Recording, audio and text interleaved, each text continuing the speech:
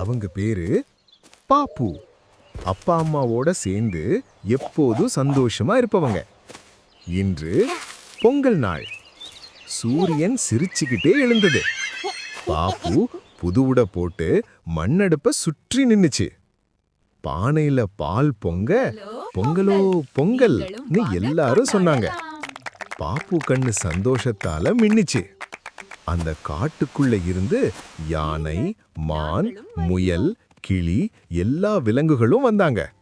கரும்பு, பழங்கள், சிரிப்போட எல்லாரும் சேர்ந்து பொங்கல் பகிர்ந்தாங்க, பாடினாங்க, ஆடினாங்க. காடு முழுக்க ஆனந்தம்.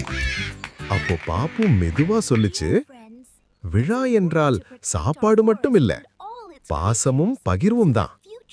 அந்த நாள் பாப்பு கற்றுக்கிட்ட பாடம், பாசமா இருந்தா ஒவ்வொரு நாளும் பொங்கல் தான்.